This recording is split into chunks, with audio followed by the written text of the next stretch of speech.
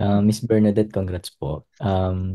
Yung question ko po is yung sa control phase probably, kasi trying to imagine yung ano yung what could probably go wrong dun sa control phase given na you had your root cause and all of that stuff on the way, pero yung mag-execute ng actions are within the organization.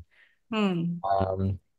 Pag kami just in case na merong nagkamali or may nagkaroon ng problem down the line dun sa execution, gaano kahirap kung magkakaroon ng reiteration or nagkakaroon ba ng reiteration sa root causing natin or dun sa projection natin ng improvement, Hmm. yung mga ganun po. Kasi baka mamaya may mga ibang factors na biglang mangyari down the line given na medyo mahaba yung timeline on some projects. Mm. Gaano ka-challenging po siya and ano po yung mabibigay niyong advice kung Mm. may mga ganong incidents po? Okay.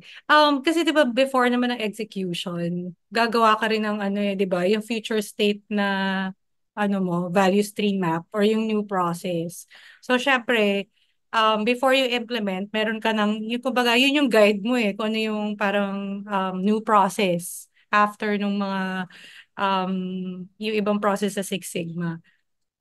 Tapos, and then syempre, pag in-implement siya, so magkakaroon ng consultation, magkakaroon ng 360 feedback, tapos yung sinasabi mo na pag hindi nasusundan kung ano talaga yung path or goal dun sa bagong process na gusto mong i-implement. Syempre, babalik lang kayo ulit sa dati at i-check kung ano doon yung ano yung naging error, ano yung naging cause. So mag-root cause ka ulit na bakit kahit may future ano ka na, may future state ka na process, saan tayo nagkamali? Tapos syempre, drill down ulit, bakit nagkamali?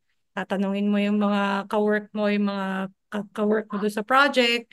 And then, paulit-ulit lang na root cause. And yun, syempre, as long as meron ka namang guide, lalo na kung meron ka ng process map na bago, yun lang yung magiging guide mo while doing the project. And then kung may mga certain adjustments na kailangan, syempre, titingnan mo ulit, re-revisit mo yung process na kung ano ba yung naging kulang, ano yung kailangan i-correct.